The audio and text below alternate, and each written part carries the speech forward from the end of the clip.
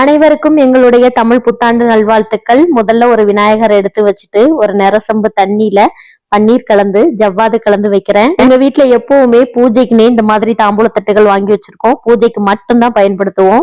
எல்லா தாம்பூல தட்டுக்குமே சந்தன குங்குமம் வச்சு நான் ரெடி பண்ணி வச்ச நிறசொம்பு தண்ணிக்கும் சந்தன குங்குமம் வைக்கிறேன். அடுத்ததான் அந்த நிறசொம்பு தண்ணியில கொஞ்சம் பூக்கள் வச்சு அலங்காரம் பண்றேன். இந்த நிறசொம்பு தண்ணியை தான் நம்மளோட குலதெய்வமா வச்சுக்கணும். நம்ம எந்த ஒரு பூஜை ஸ்டார்ட் பண்றதா இருந்தாலும் சரி, முதல்ல விநாயகர் வச்சுட்டு இந்த மாதிரி குலதெய்வம் வச்சுதான் ஆரம்பிக்கணும். நான் இந்தியால இருந்து ஃபாரின் வரும்போதே பூஜைக்குன்னு கொஞ்சம் சில்லறை காசுகள் எடுத்துட்டு வந்திருந்தேன். அந்த தாம்பூலத்துல பரப்புறேன். தட்டுல பரப்பி வச்ச சில்லறை காசுகளுக்கு மேல லட்சுமி குபேரர் படம், இந்த பக்கம் முகம் பார்க்கும் கண்ணாடி வைக்கிறேன்.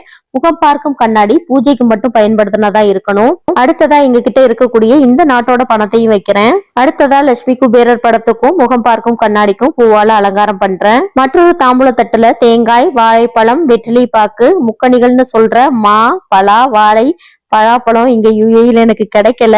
தாம்பூலத்துல வச்சிருக்கக்கூடிய தேங்காய நல்லா கழுவிட்டு சந்தன குங்குமம் வச்சிருக்கேன். அடுத்ததா 2 தாம்பூலங்கள் வச்சு அதுல என்கிட்ட உள்ள பழங்களை பரப்பி வைக்கிறேன். நாங்க வீடியோல காட்டியிருக்கிறது மாதிரி எல்லா பொருட்களும் வச்சு செய்யணும்னு அவசியம் கிடையாது. உங்ககிட்ட என்ன பொருட்கள் இருக்கோ, எத்தனை பழங்கள் இருக்கோ அதுக்கு தகுந்த மாதிரி வச்சு நீங்க கனி காணுதல் நிகழ்வை நடத்திக்கோங்க. அதே மாதிரி பிரம்மாண்டமான தங்க நகைகள் இருக்கணும்னு அவசியம் கிடையாது. உங்ககிட்ட இருக்கக்கூடிய ஒரு குண்டுமணி தங்கமா இருந்தாலும் சரி, ஒரு சின்ன மோதிரமா இருந்தாலும் சரி, தோடா இருந்தாலும் சரி, உங்க விருப்பத்துக்கு தகுந்த மாதிரி வச்சுக்கலாம்.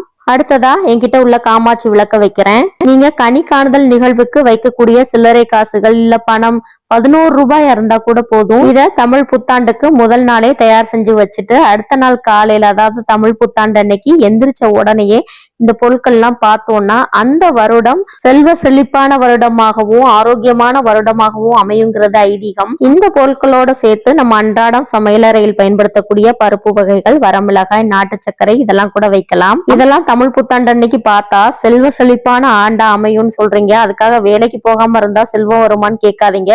இதெல்லாம் வழி வழியா பின்பற்றி வர ஒரு முறை. கனி காணுதல் நிகழ்வுக்கு நான் ரெடி பண்ணிட்டேன். நீங்க ரெடி பண்ணிட்டீங்கன்னா இந்த வீடியோக்கு ஒரு லைக் பண்ணிட்டு கமெண்ட்ல எஸ்ன்னு சொல்லுங்க. இந்த தமிழ் புத்தாண்டு எல்லாரோட வாழ்க்கையிலையும் நலமான வளமான ஆண்டா அமையணும்னு கடவுள்கிட்ட வேண்டிக்கிறேன். நன்றி.